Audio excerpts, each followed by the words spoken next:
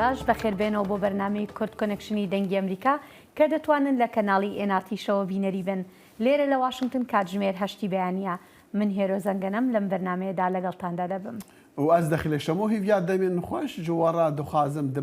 بابەتین بەرنامە ئیرۆ پرساچەکان لە ئەمریکا و ئەنجامیل هەڵبژارتنین فەرەنسا وی سیاسەتا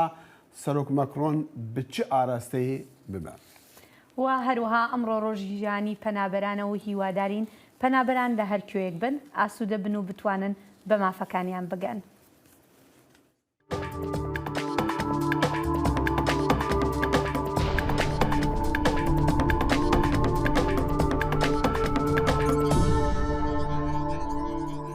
شەڤێدی لە واشنگتن و دتەقەکردنەکێدا لە دەمی ئاهەنگەکە مۆزیکی زارۆکەک 15 ساڵی هاتکوشتن و سێ کەسێندی دنافواندا ئەفسەرێکی پۆلیسان بریندار بوون. پۆلیسی واشنگتن گوت ئەو ئاهەنگا مۆزیکێ نەدەستوردای بوو. فەرمانداری پۆلیسان گوت ژی بریندار لە نەخۆشخانەیە هاتن چارسەرکردن. ئەو تەقەکردن لە نیڤا واشنگتن بوو 3 کیلۆمتران دووری کۆشکاسپی. بە سەدان کەس ئامادەی وێ ئاهەنگا مۆزیکێ ببوون. پۆلیس گەها جێ ڕوویدانی و گوت ژی سەدەما تەقەکردنی نەدیار بوو. پۆلیسان ئەو ئاهەنگ ڕاوەستاند و گوت بەردەوامیاوێ نەئەولەیە. چەند کەسین دیژی لە دەمێ ڕەڤ و بێسەروبەریێ دناو گەرسەیەدا ئێشان. فەرمانداری پۆلیسان گوت ڕێکخەرین ئاهەنگێ دێوەرن جزاکردن چونکو ئەو نەدەستور دای بوو. یاسایەکی نوێی نیویۆرکە فرۆشتنی هێلێکی گول لە نەبەڕ بۆ زۆربەی هاوڵاتیان قەدەغە دەکات. ئەو جۆرە ناگرێتەوە کە هێرشبەرەکەی شاری بەفەڵۆ لەبەری کردبوو و لە سوپەرمارکێتێکدا دەکەسی کوشت. ئەم بۆشاییە دەتوانێت کاریگەریەکی داهاتوو بۆ ڕێگریکردن لە هێرشی لەو جۆرە سنووردار بکات. لە کاتی هێرشەکەی 4 مانگی 5دا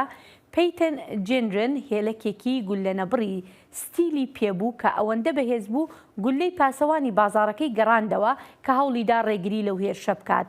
پاش ئەو هێرشە یاسایەک لە ویلایەتەکە پەسەند کرا بۆ ڕێگەگرتن لە فرۆشتنی ئەو جۆرە گول لە نەبڕانەی کە بە نەرم و تەنک لە قەڵەم دەدرێن و دەکرێت لە ژێر جلەوە بشاردرێنەوە و دەرنەکەون. ئەم جۆرانە دەتوانن دژی فیشەکی دەمانچە زۆر کاریگەر بن.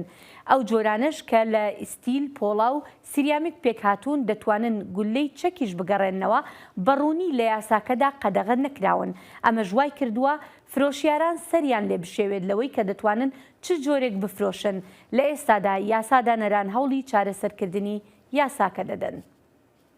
و پشتی چەند ڕوودانên تەقەکردنê لە ئەمریکا باژارê Miamî bi hevkarî digel rêveberiya polîsan dest da çalakekê ji bo kirîna çekî ji xelkê giştî. Berî hefteyekê jî fermandarê bajar ragihandibû ku ew hewleke ji bo piştevanîkirina Ukrayna û dîsan jî valakirina çekan cadan ji çekan lê digel hindê jî hinek kesan hişta guman heye. Di nava zincîreyeka teqekirinên bû komal li vê dawiyê li Amerîka li bajarê Miamî bi hevkarî digel beşê polîsên dayîtiyên Miamî roja şembiyê çalakiyeka kirîna çekan ji xelkî hate encam dan.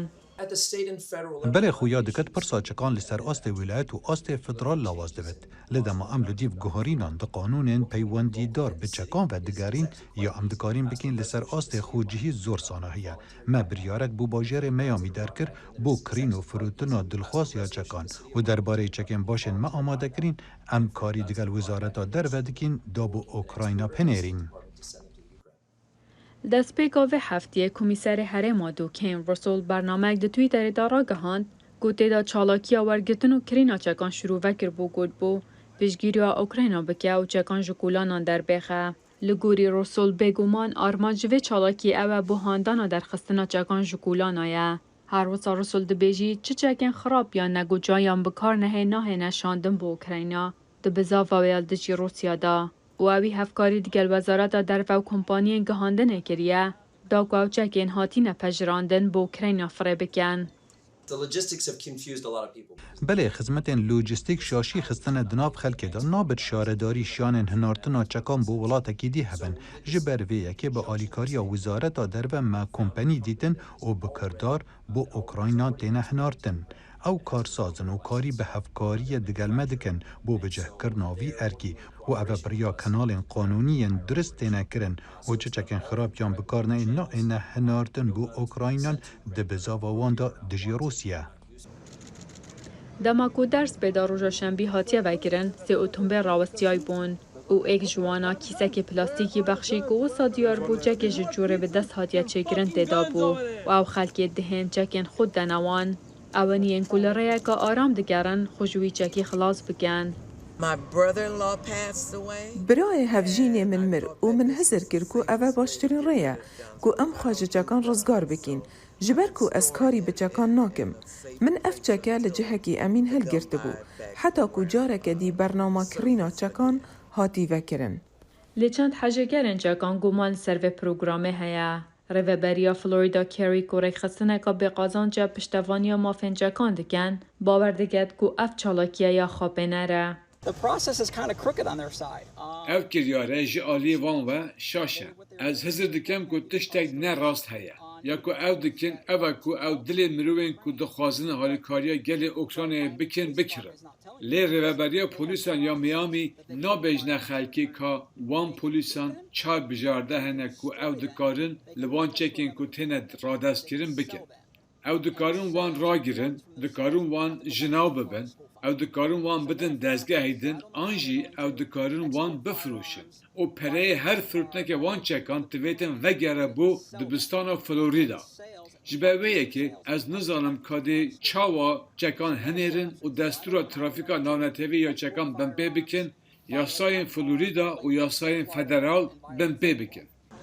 رسول دبیجید گوان دبرجی دا پشتی گوله بارانا تراجیدیا پارکلند اف چالاکیا کرینا چکان کربو و یا سرکفتی بویا تا کنیزیگی 350 چکم کربون و نوکجی گلک باش بریوت چید. هر دمجمه رای که دا به دهان جای گهشتین دستن وان و خلکی سپاسدار با کوکاری بون چکن خوش مالن خوبی ندر. هەر سەبارەت بە توندوتیژی چەک لە ئەمریکا و هەوڵەکان بۆ چارەسەرکردنی ئەم کێشەیە دەچینە لای هاوکارمان ساڵح دەمیجەر. ساڵح ماندوو نەبیت دەزانین کە هەوڵێکی هاوبەشی کۆماری و دیموکراتیەکان لە کۆنگرێس هەیە بۆ پەسەندکردنی پرۆژە بڕیارێک بۆ سنووردارکردنی چەک. دەکرێت ئەو پرۆژە بڕیارە ئەم جۆرە توندوتیژیانی چەک کەم بکاتەوە لە ئەمریکا؟ بله سپاسی رو براستی پرسیاره که گلکی بالکشه و مجاره روژه لامریکا اف پروژه بریار یعنی ام دزانین که راکیشانه که گلکی مزند ناورا کوماریان و دموکراتان دور و مجاره هیا مجاره کنترل کرنا چکان یعنی گلک شرازات بیجن نخیر او نکار راوستینه جبر که کوماریان بسالانه لدجی کنترل کرنا چکانه با آوای که دموکرات دوین یعنی دموکرات دوین وکو نمونه تمنی کسی که دکاره چکان بکره دبی 21 به نه 18 به دمکی دا او دبیجن که جبو بیرایه که یعنی جبو واینه که یکی دبی 21 سالی به حتا بکره لی چک 18 سالی دکاره چکا بکره کوماری برواجی وی که دبیجن نا ما فی هر یکی 18 سالی و مزدره که چکان بکره یعنی مجاره که جهه راکشانیه که حتی او پروژه بریاره که تبحثی کری لکنگرس هفته یا بوری یعنی هنکی آخفتن جیل دوروی هنکی وقت بیجن هاتن راوستاندن جی دبیجن که یعنی کنترل کرنا چکان دبی هنک بند جیرا ورندانین نه لگور که دموکرات دبین یعنی دبی مجاره ده دموکرات هیوی انوان گلکی جوه پروژه بریاره مسترن کوماری جی دبیجن اف پروژه بریار گلکی دور چویه یعنی دوی ناف بریدا تند به هناك بند ورندانين جبو او كسن كد بن 21 يعني ما بين حجدان و 22 سالان دا تنه و وكولين لدوروان ببندما بخوازن چکان بکرن. بله صالح پرسیاری کی ترم هەیە دەزانین ئێستا کە هەڵبژاردنەکانی ئەمریکا نزیک دەبێتەوە و لەم ماوەیەشە کۆمەڵێک توندوتیژی چەک ڕوویداوە کۆمەڵێک هێرش ئەنجام دراوە ئایا ئەگەر کۆنگرێسی ئەمریکا بڕیارێکی با بڵین سەرتاسەری پەسەند نەکات ئەمە چەندێک کاریگەریە کاتە سەر دەنگی دەنگدەران بۆ ئەوان؟ شواف اوه که یعنی هم ببیجن دموکرات با اوه کی آشکره دی بیجن دوی اف مجاره هلبجارتن هم بی ام دزانن چند روجان بری سروک امریکا جو بایدن ویجی گوت کو اف مجاره کنترل کردن چکان دوی ایدی باوی کی برفرهتر در که هوله و هر حال و باندوره که راست بده سر هولن هلبجارتنا یعنی مجاره کنترل کردن چکان هنه کی کفنه جدور ده ناوینا دموکرات کوماریان ده لأف ام بيجن تقين كنت بحث وان كري وبن مجاره هلبجارتنا بدا خوا كاتمان لو زياتر نما صالح دميجر سپاس سكين سپاس خوش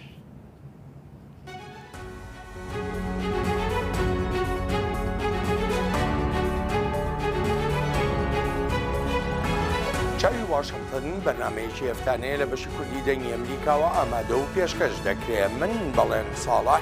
هەموو ڕۆژانێکی هەینی لەگەڵ پسپۆڕاندا تاوتوێی گەرموگورترین بابەتی ڕۆژ دەکەین لە پەیوەندی بە سیاسەتی دەرەوەی ئەمریکاوە لەگەڵمان بن.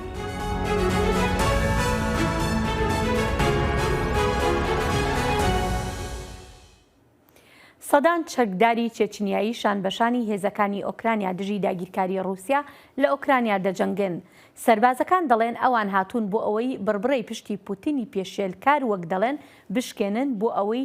نێوی گەلی چێچان پاک بکەنەوە. ئەو کۆمارە بچووکە زۆرینە موسڵمانە دووچاری دوو جەنگی وێرانکار بوو دوایینیان لەلایەن ڤلادیمیر پوتینەوە لە ساڵی 1999 دەستی پێکردو بووە هۆی دانانی ڕەمەزان قادرۆڤ.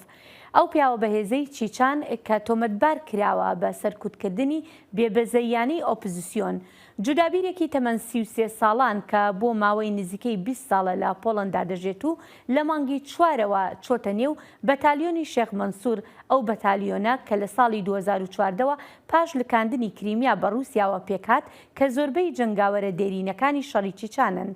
نێوەندەکەشی بە نێوی سەرکردەیەکی چێچنیا هی سەدەی هەژدەیەمەوە نراوە کە دژی فراوانبوونی رووسیا لە قەوقاز شەڕی کردووە. ده هەڵبژارتنین دۆ یەکشەمێدا لە فەرەنسا سەرۆکی فەرەنسی ئەمانوێل ماکرۆن پڕانیە پەرلەمانی ji destda piştî destkeftên mezin ên hevalbendiya çepgir û ya razgira parêziyar dê şikestineka neçaverî kirî da ku dê planên Macron ji bo rêformên mezinên gera duwema serokatiya wî lawaz bikin. Encama gera duwem a hilbijartinan siyaseta Frensî rastî tevlîheviyê dike û ihtimala meclisek ji karketî yan jî serok Macron dê neçarbe xwe bigehîne hevalbendên nû. Macron ê 44 salî niha rastî xetera pirsgirêkên navxweyî dibe û bala wî ji ser hewlên ku rolek giring bileyze di rawestandina êrişa Rûsya li dijî Ukraynada la bide û herwesa jî rolê wî dê ketiya Ewropî de lawaz bike. Koalîsyona bi navê Bihevre ya Macron dê niha jî di meclisa neteweyî de پێشەنگ بە و پارتیا مەزن بە لێ لە گۆڕە ئەنجامên وەزارەتا نافخوا هەڤالبەندیە مەکرۆن 245 کورسیک برنە و ji bo ku piranî be PTV bê 289 kursiyan ji jimara 577 heye. هەر سەبارەت بە ڕەوشی فەڕەنسا و هەڵبژاردنەکانی ئەو وڵاتە و هەوڵەکان بۆ پێکهێنانی حکوومەت دەچینە لای هاوکارمان نەجیب باڵایی بۆ زانیاری زیاتر. نەجیب ماندوو نەبیت سپاس دەکرێت پێمان بڵیت پاش ئەنجامەکانی هەڵبژاردننی پەرلەمان ئاستەنگەکانی بەردەم ماکرۆن چین؟ بله هێرۆ وەک راپۆرتاوەژی داهاتە خۆیاکردن کو ژە ئەنجاما 577 کورسیên پەرلەمانی یەن ئەنجومەنا نیشتیمانیە فەڕەنسی هەفپەیمانیە ماکرۆن سەرۆکی فەرەنسا gelek dengî dest dane nizîkî pêncî kursiyên parlemanî ji dest dane vê carê. Macron beriya nihada bi sanayî ji ber ku nizîkî 300 kursî hebûn di parlemanê de dikarî bû hemû proje û planên xwe derbas bike. Lê niha rastî wê astengiyê hatiye. Sebebê yê sereke jî yê van têkçûnan hindekî alîgirên din yani aliyên din yên ku tevlî helbijartinan bûne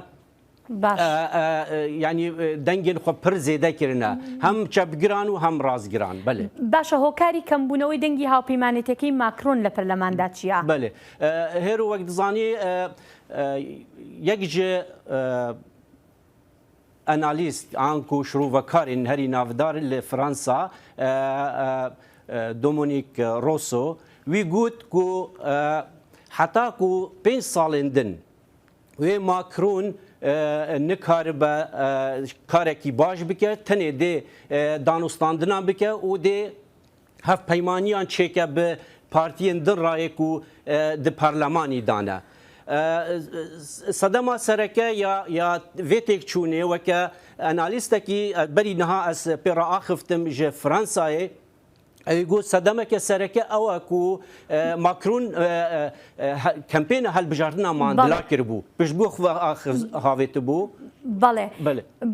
نجيب دميت بزان حكومتي كمينه لولاته چون دتوانيت بروجو بروجرام كان بريو ببعد بله هيرو وقت زاني فرنسا دا تراديسيون كيا حكومتي دماكو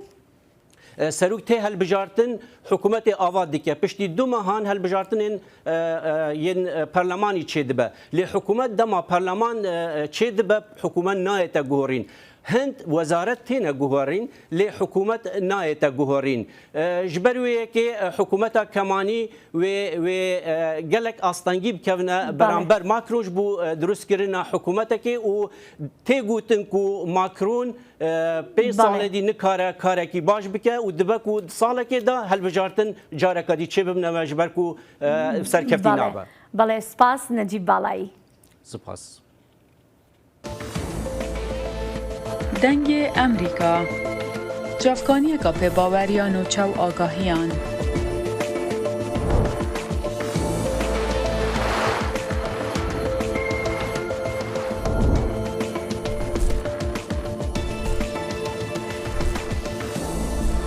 برای مالپر و پلاتفورم میدیا جواکیا دنگ امریکا بالا خوب بدن پزانین و نوچه جیهانه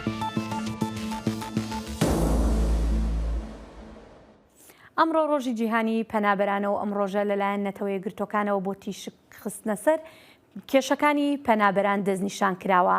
لە ناوچە کوردیەکانی سووریادا 16 کەمپی پەنابەران هەیە کە ڕێژەی دانیشتوانی دەگاتە 150,000 کەس مەترسی ئاسایشی هەڕەشەکانی هێرشی تورکیا و شانەکانی داعش لەسەر ئەم کەمپانە نیگەرانیەکی زۆری دروست کردووە زانیاری زیاتر لەم راپۆرتەی زانا عومەردایە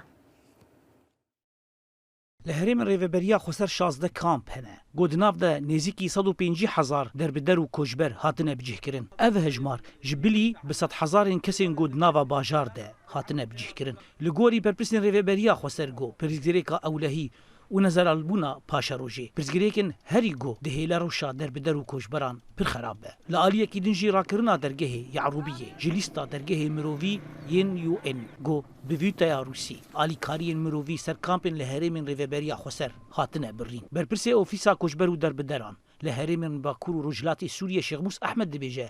gefa êrişa Tirkiye û girtina dergehê Sînorî rewşa ewlehî û mirovî li kampan xistiye asta herî metirsîdar de شیخ موسی احمد سروکی برای کاروبار پنابر و کوچبران لباکو روجات سوری د روجا جهانین د یا پنابر و کوچبرا د مساجا که ام تخوازم بگین جواکان اف دولتی تایبت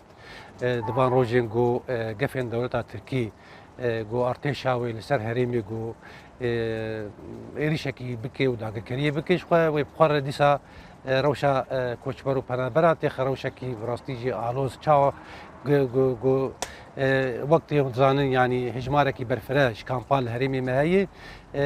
دبان سال زور زحمت جو دور بيشكري هريما ما هم درجهن فرمي يجو على كاريا مروفي درباس اوجي مخابن بريارك انجمنا اولهيات جديد يا فيتا روسي هات قرتن وكون زانن يعني هجمارك شش كامب هريما جزيره ثانيه هنا کامپا هریم مسترین کامپا هولش خو کامپا دیومین د هریمه د جهجماری خو برفره او جی کامپا واشوکانی لکامپا هولی گومزنترین کامپین باکور رجلاتی سوریه گونیزی که 7,000 کس جمالباتی چکدارن داعشی گوپرانی یوانجن و زاروکن 10,019 ده لی هاتنه بجیه کرن کوچبرن عراقی لکامپی جبر سدمین سیاسی و طولا مذهبی ناین پیشوازی کرن جه حکومت عراقی ده لعالیه کی دنجی روجانه جیر مترسیا گفین داعشی ده لکامپی دجین ابو احمد گوشانه یا داعشی پی 5 گلهیان وی آرمانج کرد شانسی وی دجیانی ده هبو گو نهات کشتن دبیجه گو وگرا به اولش بو عراقیان بویا خونک. ما حسيت الا وراي، ما حسيت الا سحبت الفرد وضربني راسه. من بتنه هسكر لپش منه 5 گله لمندان و ام هاتینه وید دورا به اوله بو پاراستنا مال باتان ام بتنه جی حکومت خوی عراق دخوازین و گرین مالین خو. لکامپا واشوکانی یا تایبت به دربدرین سریکانی گونیزی کی 5000 مال بات لی هاتنه بجیه کرن دربدرین سریکانی دبیجنگو او چعبری بونگو وگرن باجار خو لینها جاره کدن ترکی گفا ایریشه کدن دکه دپرسن گلو امی بری خو بدون کو ام لور ام پریشان بونه کوچ بری ما پریشان بونه ام لوی درهانی ام بی مال بون ام بی ولات بون ام بی خانی بون اف چته خوی ترکی دولتها ترکی آنی گشت برا سر ما دا ومخسن مالي ما وام كوشبر بون ام دفان كوناده ام جيان دكن ناف هي نكهرباء هي تشيش ما تخازه ام في ايريشي قد قبولناكن وقافك دنجي زي دبك قد ام قبولناكن هي فيامش دولتي ناف نتويده انا دبين ام دوله ضامنه عن الفيدرا هاني تدخلك سريع بكن جبلي برسن اولهي ومروفي الكامبي نناسكرنا نتوين يكبوي جي كامبين در بدرن سري كانيره گو هجمارا وان بیتری 300,000 کسن چه لکامپان چه دناوا باجارانده سدمن سرکه یگو دهیلا روشا وان مروفی پر خرابه لآلیه کیدن لهرم شهبای ی نافچین حلبی نزیکی 5 کامپین در بدرین عفرینی هنه گو اوجینها دجرگفا ایریشکه ترکیه ده شوپینر باور دکن گو چه ایریشکه نو یا ترکیه سر هرم کردن سوریه دجیانا 5 میلیون مروف دناف ده بسات هزارن کوچبر و در بدران چه لکامپان و چه دناوا باجارانده وی بخه مترسیه کمزنده لآلیه کیدن اکتیو بونا شانه داعشی دیوی روشی خرابتر و مترسیدار تر بکه زانا عمر دنگ امریکا کامپا واشوکانی نهاجی راستوخوا زانا بمرایاج بو پتر هولکاریان زانا دم باش بری هر تشتی ام دزانن کو لگورا رابطاتجی کو نتوینی گرتی نها یعنی رخصی نتوینی گرتی نها عالی کارین پی تی وی ناگهین باش او خلق چاوا دجی شخوا دم باش بتایبتی نها او درگه یعروبیه جلیستا درگهن آلیکارین مروی هات راکن بویتیا روسی پشتر هن کام بخوجی هن جالیه نتوین یک بوی نهاتن الناس کرن وقت کام اف دما اف یک هبه و تی واتایا گو او سازی نام نتوی ینگری دای نتوین یک بوی وک یونیسف وک دزگهندن دناوا کامپی ده جی ناگرون و آلیکاریه پیشکش ناکن آلیکاریه گو هنه دریا نتوین یک بوی گود دگهجن دریا شامه رتین ریوه بریا خسر دبیجه گو او آلیکاریه گو بریا شامه تینا و گو هستن ویده وری به مرجن سیاسی و تینا گریدان نناسکرنا وان کامپان وقت مگود جی وقت واشوکانی شخوا تننی بیگ جاری بله او مرجن سیاسی چنه؟ بله جخوا به تایبتی ریوه بریا خسر دبیجه گو شام دخوازه روشی وگرین بری وک 10,000 یازدان و حمد دوسین مروی وک آلیکارین در نتوین یک بوی و هم دوسین دن ینگ مروی وک ریوه برنا کامپان و ناسکرین آوان دواب دریا شامی ربه اف یک جی ریوه جیدره کی تایبت ریوه بریا خسر جبو مگود به تایبتی دملی گریدان آوان دوسین مالبات داعشی دخوازن گریدان بشامی و اف یک جی وقت فشاره که لسر جواکا نامنتوی به کارانین دا کجاره کدن وقت روشه که روابونه جبو رژیم شامی وارد چکر زانا او گفا ترکیه جبو اپراسیونه که چندی ترسد ناف خلکی وان کمپادا پیدا دکا جبلی خلکی گشتی هلبت لور لسوریا راست نها ده لسر دو آستان مترسی هیه یک آستا او دربدرین سریکانی گو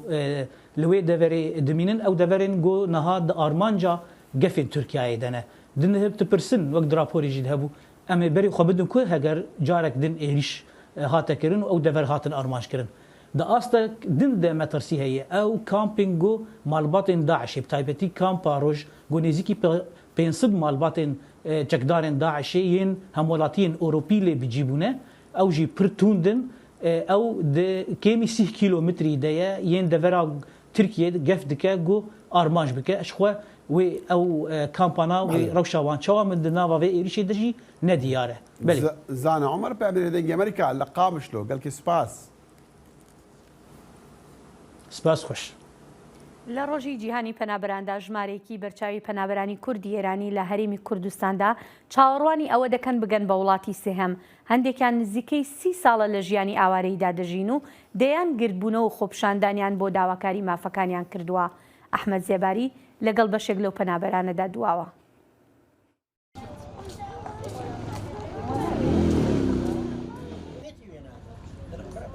بە دڵێکی پڕ و سەر و ڕێشی سپیەوە باسی نەهامەتی و ڕۆژانی خەبات و ماندوویەتی و گرانی ژیانی پەنابەرێتی خۆیان دەکەن. دەردی منەوەیە، دەردی ژیانمە، ژیانم نییە، ژیانم نییە. ژیانەکەشم بۆێنێ لەسەر نەبوونی و ئێستا 500,000 پەیدا نەکردە بۆ خۆ. کابرا دڵە پی بوویە کاکە وەڵا چمەتە کاری کابرا وەڵای پێم شەرمە بە مامستەفای بڵم مەڵا وەرە ئەو کارم بۆ بکە. چۆن بچمە کارێ ها بوو ئاوڕخمێ نادەی دەوەرە ئاوڕخمێ بزان دەردی من چییە؟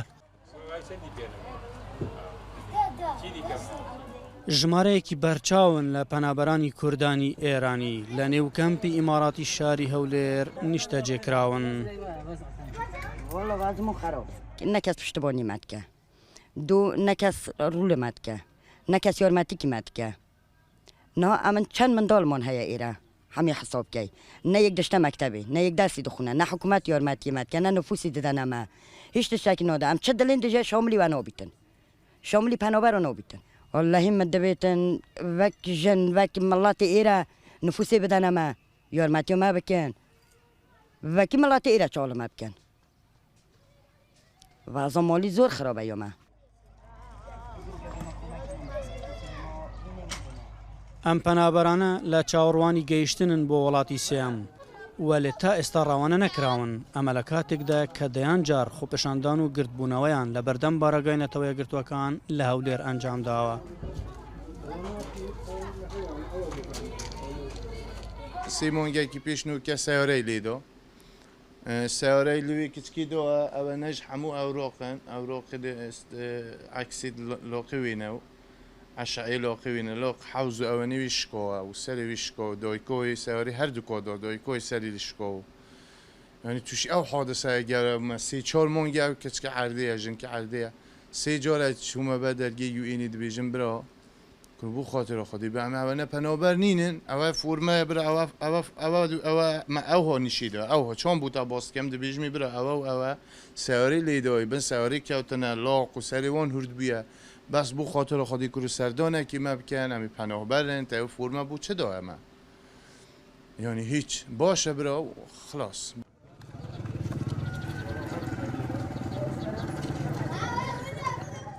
بەشێک لەم پەنابەرانە نزیکەی 30 ساڵە لە هەرێمی کوردستاندا دەژین. بە پێی ئامارەکان زیاتر لە 10,000 پەنابەری کوردی ئێرانی لە هەرێمی کوردستاندا دەژین. لای خۆشیانەوە حکوومەتی هەرێمی کوردستان بە هاوکاری نەتەوەیە گرتوەکان و دەستگا خێرخوازیەکان خانوویان بۆ بەشێک لەم پەنابەرانە دروست کردووە. ئەحمەد زێباری دەنگی ئەمریکا هەولێر. وژ بۆ بەرەی خۆدانە ڕەوشە پەنابەر و ئاوارەیان لە هەرێما کوردستانە عێراقی و بتایبەتجی لە پارێزگەها مووسڵ کوپڕانیاوان دەکەم پێندۆکەدانە نەهەڕاستەوخە کاوە عومەر پامێنی دەنگی مرکە ژ مووسڵی بەمەڕەیە کاوە یەک پرسیار دەما ڕۆژە پەنابەران تێ هەر ساڵ یەک پرسیار تێکردن و دووبارە دەبە هەموو جاران چما ئەو پەنابەر بتایبەتجی ئاوارە ناڤەگەڕنە جێت خۆ دناف عێراقی دەنا. بله کاک دخیل دمتا جی باش بیتن خو اوه مجارمه سرکیه کو نوگراندنا خلکی بو سرجهو وارنوان و دیارتوی چنده کو امناهی حتی نوکه برقرار نبویه هبونا چندین هیزین جدا جدا مینا شنگاله و دشتا موصله و گلک دورندی بوینه اگرین سرکی کو خلک نوگرن هر دیسان نبونا درفتین کاری و آبوره که لاواس اوجی فاکتره که سرکیه کو خلق نوگری تسر جهوارین خواه دخیل اگر تو درفت بده من از بحثا شنگاله کم هر چنده سرجمریاری دیشتی نهاتی نکرن ده سرانسری عراقی کو بزانن کی جان دوری چندش ساده خلق کوچ کریه در وی ولاتی یان پنابریه جهکی دی لی گوری وان داتاو آمارن رکخراون NGO رکخراون نحکومی شنگاله و شلای چالاگوانان و هاتی نکرن کو مسح لوی دوره کرینه و سرجمریاری کرینه وسا خویات بیت کو زیادتری 130,000 ازدی کوچ کرینه در وی ولاتی تایبت ولاتن اوروپی جوی سرجمی 65 ساده گنج بوینه من پیوندی بگلک خورتین ازدیا کر چل در وی ولاتی بن چل ناوا هریما کردستانی یان لعراقی بن همیان اف فاکتره بو من دانه دیار کرن بله نبونا امناهیه و هبونا هیزن جدا جدا و ایرشن سپای ترکیه بردوام لسر شنگاله دیسان خالقا گرنگ جلای خلکی ازدی و تاتا دیار کرن کو نها گورانکارین دیموغرافی دورن وان درست دبن شیعه مذهب خانوین ازدیاد کرن بویه که کو لپاشروج بنمونه شنگال زوربی وان بن شیعه بله اوه مجارا شنگال داخل مجارا كريستيانان يا مسيحيان لدشتا موصله بله فرمو ما تخص بحثي وعن اوارين مسيحي بكي فرمو بله شخو نح قضا حمداني دفرداريا قرقوش كو زوربي وان مسيحيين ج 54,000 كسان بيكتات بيش ايرشن داعش بود سر موصله و دشتاني نوا نها جوی سرجمی 40 ساده وگریان سر جهوارین خو اوین دی کوچبر بوینه در وی ولاتی و پنابر بوینه هریما کردستان هر دیسان ناحیه برطله کود کویت تانشت دورداریا قراقوش ج سرجمی 12,000 کسان 3,000 کس وگریان سر جهوارین خو هر دیسان لگونده کرملیس کو گونده که مسیحیه و گونده که زور کفنه 3,000 کس بون پیش هاتنا چکدارین داعش نها 800 کس لأوی گوندی ماینه هر دیسان لگوند تلسقوف کو دکویت باکور دشتان نوا بکرتی چکو بسیارک من هر سر مثلا بله مدخواست بسیاره هندی بکم رخصیه نتوینی گرتی تدی جبر مثلا کرونا و 2 سال بترها کاری وان گلک لاواز ببو نها چاوا رخصی مروفانی خود گهینن وان آوارو پنابران لوان کمپادا وکبری یا نه شغل دشتان اینوا مینا کمپین ازدیا اوید کفنت چارچوب باجا پارزگاه ها دوهو که دا والباکور دشتان اینوا وک بدوین نها هریکاری آوان نایت کرن وکو اگر براورد بکید گل سال 2014 و 15 دا چونکه زوربی رکراوین نیو دولتی اوین خیرخواست رکراوین مزن همی نها ناوند موصل دا کارت کن بله كاوا عمر بيعمل دنجي امريكا موصلي بمرابو قال لك سباس دخيل دانیشتوانی کەمپی پەنابەرانی باریکەی سەر بە ناحیەی عەربەد لە سلێمانی هەمویان کوردی سووریان و ژمارەیان زیاتر لە 10,000 کەس دەبێت لە ڕۆژی جیهانی پەنابەراندا بەشێک لەو پەنابەرانە بۆ دەنگی ئەمریکا دوان.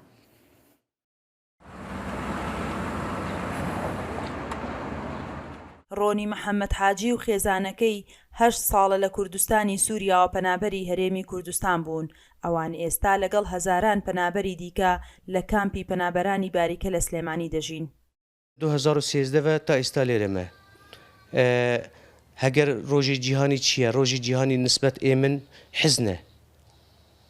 منێ بفکرم بقەحرم عیجز ببم ژبەر بۆ ناگەڕم وڵاتی خوا ئەوە بۆ من نسبەت ئێمن نە جیگای کێفخۆشیە نسبەت ئێمن جیگای تراجیدیە بەس ئێمە داوای ئەم داوا دەکەن هەم حکومەت هەم منەزەماتی دووەلی زمانێکی بدن ئێمە وەختێم گەڕان وڵاتی خوا بەس مە ئەوا دەوێ مە تشتێک ناوێ نها ژیان زۆر قورس بیە یعنی نە عیشە نە کارە نە عەمەلە نە تشتاق نماية كورم عمرينها 7 صالة الفيدي تشيبي السليمانية يعني جوي لاجئبيني الفيدي بالخيمة دا تشيبي ونخوش كتو مبر مشفي ومعالجين مكر يعني از قلق بيرواسطام وقلق از منظمة قرام يعني نەتەوەیە گرتووەکان لە ساڵی 2000ەوە 26 هەموو ساڵێکی وەک ڕۆژی جیهانی پەنابەران لە جیهاندا دیاری کردووە لەم ڕۆژەدا پەنابەرانی کوردستانی سووریا لە کامپی باریکە داوای پێدانی مافی پەنابەرێتی و دابینکردنی خزمەتگوزاری و پێویستیەکان دەکەن چونکە وەک خۆیان دەڵێن هەڕەشەکانی سەر کوردستانی سووریا و گرفتی ئابووری لە ناوچەکانیان وای کردووە نەتوانن بگەڕێنەوە بۆ سەرزێدی خۆیان.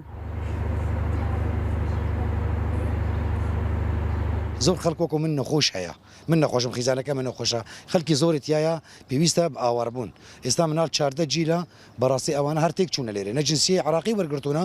نەئیقامەی دائیمی وەرگرتوونە و نەجنسی سووری وەرگرتوونە ئەمەە مشکلێکی زۆر گەورەیە دەردۆری سلێمان ئێستا ئێمە لە سجنن بەڕاستی ئێمە ناتوان ئێستا کەتە من نەخۆش بم بڕمە بۆ هەولێر مراجعی عیادە من هەبێ ناتوانم بڕۆیم بەڕاستی من ناتوانم بڕۆم بۆچی ئەنزانم ئەمانە مشکلێکی گەورەیە بۆ ما. لە ساڵی 2014ەوە کامپی پەنابەرانی باریکە لە ناحی عربەتی سەر بە پارێزگای سلێمانی دامەزراوە ئێستا زیاتر لە 2304 خێزانی تێدا نیشتەجێیە کە ژمارەیان دەکاتە 9700 کەس سەرجەمیشیان خەڵکی کوردستانی سووریان و بەهۆی کاریگەریەکانی شەڕی داعشەوە پەنابەر بوون. هەکەر مەجای هەبانە یەک ڕۆژ ئەم لێرە لەنمان ئەمی بزیێڕنە وڵاتی خوا بەگۆ وەزای خەلک ئەغلبی زۆر خراپە وقتی مرۆڤ گەری وڵاتی خوا چرۆ بێ خانوویەکی هەیە ماڵێکی هەیە خەلکوناسەیەکی هەیە ئەو مەجال دەدەستێ مەدە نییە یعنی ئەم نکارم بزیێڕن و خەلک بێزارە زۆر وەزای خەلک زەحمەتە ئەم دخوازن چارەسەریک ji پەنابەرەوەریدانی ئەم نەشخۆشی هاتنە پەنابەری یعنی هەکەر ئەزنها دیس ئەس قسەدکمۆکە بەرپرسێ ئەنجمانی پەنابەری ڕۆژ ئاوال کامپێ باریکە. بەپێی ئامارەکانی وەزارەتی ناوخۆی حکوومەتی هەرێمی کوردستان 261781 پەنابەر لە هەرێمی کوردستاندا نیشتەجێن لەو ژمارەیەش 241937 کەسیان پەنابەری سووری و کوردستانی سووریان 8479 کەسیشیان پەنابەری تورکیان 10548 کەسیشیان پەنابەری ئێرانین 736 پەنابەریشان فەڵەستینین و 81 پەنابەری جۆراوجۆریش لە هەرێمدا هەن. بەرپرسانی کۆچ و کۆچبەرانی عێراقیش لە سلێمانی دەڵێن ڕێژەی گەڕانەوەی کۆچبەران بۆ زێدی خۆیان نزیکە لە سفر. ئەم ساڵ کە ڕێکخراوەکان ببوونی نمودی فەندیا کەمبوونەوەی فەندیان هەمویان انسحابیان کردووە ئێستا وەزعی ئاوارەکان بەڕاستی ڕۆژ بە ڕۆژ خراپترە بێ هەر لە سەرتاوە حکوومەتی هەرێم شوێن و ڕێگای بۆ دابین کردوون و هەموو لە هەموو سێکتەرەکانە لە ڕێگای هەموو فەرمانگە پەیوەنددارەکانەوە بە پاڵپشتی پارێزگا و وەزارەتی ناوخۆ و ئەم فەرمانگەش کە لە کاتی خۆیان بۆ مۆزوعانە دروست بوو بۆ قەیرانانە پاڵپشتێکی تەواوی هەموو سێکتەرەکانی کردووە بەڵام کێشەکە ئەوەیە کە حکوومەتی هەرێم خۆی لە قەیرانایە ئەوانش باگرانیی زۆرن لە سەر حکوومەتی هەرێم شەڕ و ئاژا و هەڕەشانی کە لەسەر مانتیقەکە هەیە بەردەوامە لەبەرەوە گەڕانەوەی ئاوارە زۆر کەمە توانین بڵێن نییە. بەپێی ئامارەکانی ڕێکخراوی لوتکە بۆ کاروباری ئاوارە و پەنابەران لە هەر ساڵی ڕابردوودا 663,000 کەس لە عێراق و هەرێمی کوردستانەوە پەنابەری وڵاتانی دەرەوە بوون تەنها لە شەژمانگی ڕابردووشدا 12,250 کەس لە عێراق و هەرێمی کوردستانەوە کۆچیان کردو بۆ دەرەوە لەگەڵەوەشدا 541 پەنابەر لە ڕێگەی قاچاغداگیانیان لەدەستداوە یاخود بێسەر و شوێن بوون. سنوور کەریم دەنگی ئەمریکا سلێمانی. بۆ زانیاری زیاتر لەسەر ڕەوشی پەنابەران لە سنووری پارێزگای سلێمانی دەچینە لای پەیامنێرمان سنوور کەریم. سنوور ماندوو نەبیت دەستخۆش بۆ راپۆرتەکەت دەمەوێت بزانم تۆ خۆت سەردانی ئەو پەنابەرانت کرد و چوویتە کەمپی پەنابەرانی باریکا تۆ خۆت ڕەوشی پەنابەران لەوێ لەو کەمپە چۆن هەڵدەسەنگێنیت؟ ئەم کاتتان باش دیارە ئێمە دوێنێ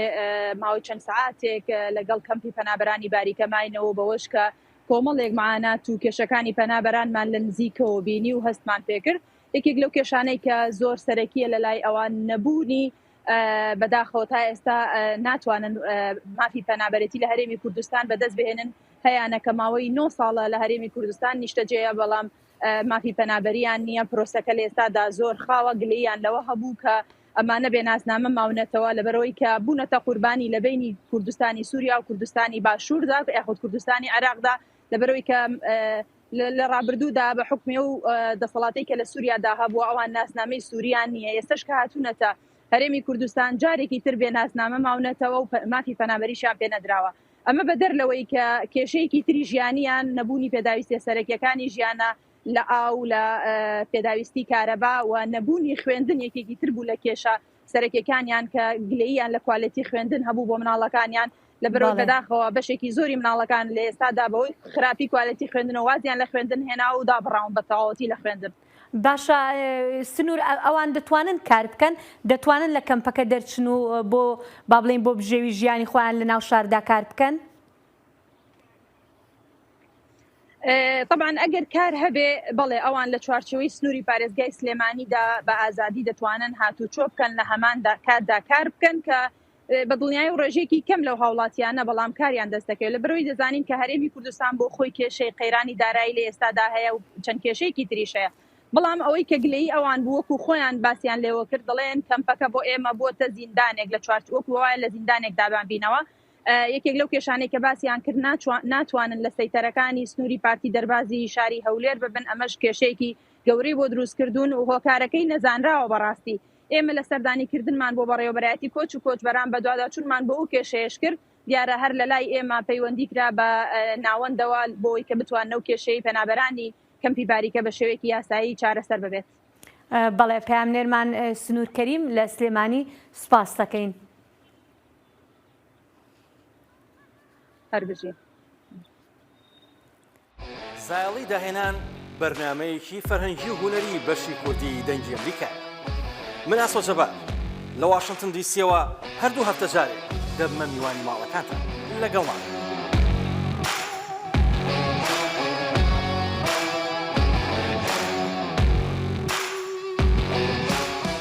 ئەو هەر ساڵ بە هەزاران کۆچبەر ji سەرانسەری ئەمریکا سەرانسەری جیهانێتین ئەمریکا لێ هاتنە ئەمریکا ژی نەکارێکی هێسانە بەلکو پێواژۆیەک دوور و درێژە زیاتری 3 ساڵان کوردێک ئی ئەمریکی لە ڤرجینیا لە بەندا هاتنە هەفژینە خۆیان فلیپینی بوو بەریدەمەکی ئەو بدنە هەف شاد بوون وی خۆرتی چیرۆکەخوا ژێ یەحیە بەرزنجیڕە ڤەگیڕایە.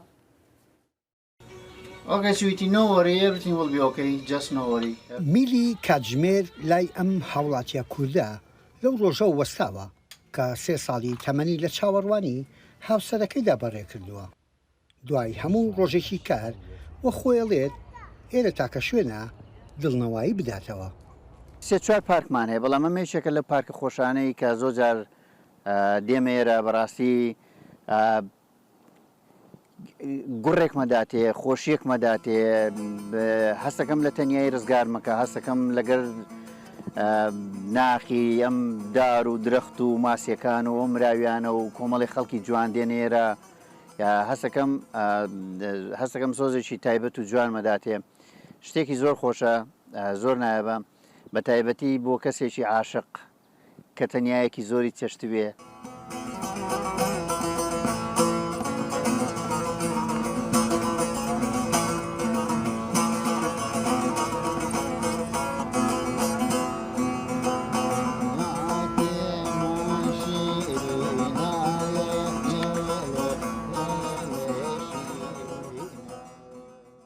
هاتنی کەسێکت بۆ ئەمریکا ئاسان نییە ئەگەر ئەم هاوڵاتیە ئەمریکیە کووردە 3 ساڵە چاوەڕێیە هاوسەرەکەی لە فلیپینەوە بگاتە ئەمریکا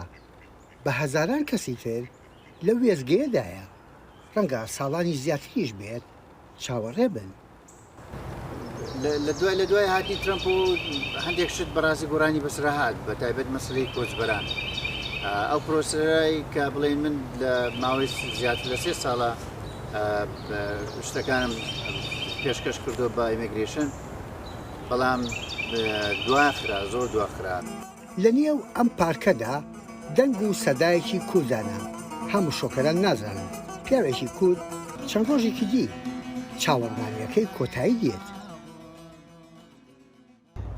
بەڕاستی بیریەکە ماوەیەکی زۆر لە پەیوەندی داین بە بەردەوامی قسە دەکەین بەهۆی سوۆشیال میدیاوە پەیوەندیمان هەیە کاتێک زۆرمان بەیەکەوە بردوتە سەر و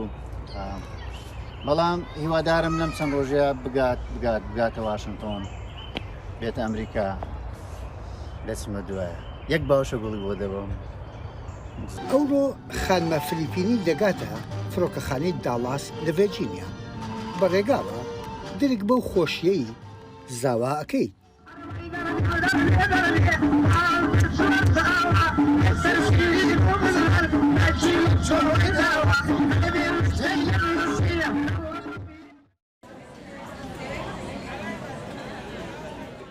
چاوەڕوانیەکەی عوسمانی کۆمپیوتەر بۆ گەیشتنی خۆشەویستەکەی لە فلیپینەوە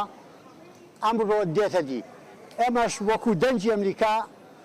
دوای ئەم چیرۆکە کەوتوین. ماو ڕۆژەیە کە دوای چەندین ساڵ لە چاوەڕوانیکردن تا هاوسەرەکەم بگات ئێرە. ڕۆژێکی بە دڵنیایەوە زۆر خۆشە، هەرچەندە ئەگەر چەند ساڵی پێشیستا بووە لەوانەیە 3 ساڵ 4 ساڵ پێشیستا بووە 5 ساڵ پێشتا بووە هاوسەرگیریکردن لە دەرەوەی ئەمریکا ئەوەندەی پێ نەدەچوو. ئیدی ئەم وەستانەی نێو فڕۆکەخانەی ئەو خەڵکە پێمان دەڵێن چاوەڕوانی لێرەدا کۆتایی دێن. من دڵخۆشم کە جارێکی دی عوسمان دەبینمەوە پاش چاوەڕوانیەکی دوور و درێژ هەستێکی لە ڕادەبەدەر خۆشم هەیە. ئەگەر پرۆسەی هاتن بۆ ئەمریکا لە ڕووی ماوەوە زۆری پێ بچێت بە گەیشتن بە وڵاتە هەر زوو درک بەوە ئەەکەی ئەو چاوەڕوانیەی دەهێنا. یحیا بەرزنجی دەنجی ئەمریکا ڤێرجینیا. ناوەندی ئەمریکی کۆنتترۆل و ڕێگرتنی لە نەخۆشییان دەرزیین کۆڤید-19 ji بۆ zarokên 6 mehî pêşniyaz dike û destûr daye ku li serenserî welat heftiya bê lêdana derziyan dest pê bikin. سنتەری ئەمریکا بۆ کۆنتترۆلکردن و خۆپاراستن لە نەخۆشیەکان ڕۆژی شەممە ڤاکسنی کۆڤید-19 بۆ منداڵانی تەمەن 6 مانگ پێشنیار کرد و بەم شێوەیەش پێدەچێت لە هەفتەی داهاتوودا ڤاکسێنەکە لە سەرتاسەری ئەمریکا بڵاو بکرێتەوە. ئەم هەنگاوە دوای ئەوە هات کە دەستەیەک لە ڕاوێژکارانی ئەو سنتەرە پێکەوە دەنگیاندا لەسەر پێشنیارکردنی ڤاکسنی کۆڤیدی-19 بۆ منداڵانی سەرەوەی 6 مانگ. ئەندامانی پانێلەکە کە 12 کەس بوون گوتویانە بڕیارەکە هەنگاوێکی گەورە و گرنگە. 18.7 میلیۆن منداڵ هەن کە ئێمە تازە ئێستا ڕێگەمان پێداون بۆ کوتان. زیاتر لە 2 میلیۆن حاڵەتی توشبوون و 200 حاڵەتی مردنمان لە نێو ئەم منداڵانەدا هەبووە.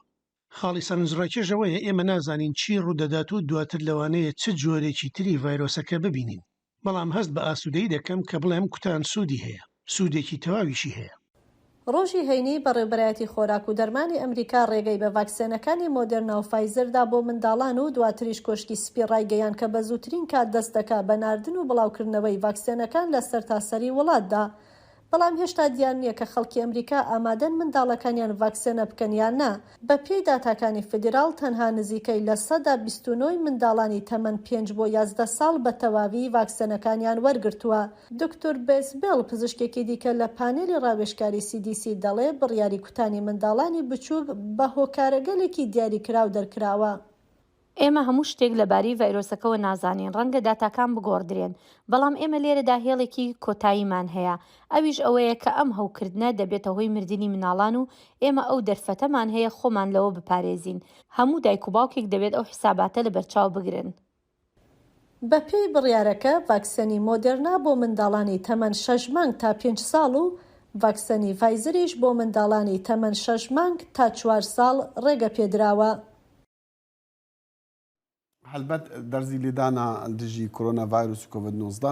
دژی 6 مەهیدا پێنگاوەک نووە چونکە مادیت بەری نەهاژی 6 ساڵیژی 5 ساڵ و 6 ساڵیژی دەرزی ژوارڕ ئامادە هەتاکو ئێستا دەخیل لە 6 ساڵ بەرەو سەرەوە دەرزیان لێدا ئێستا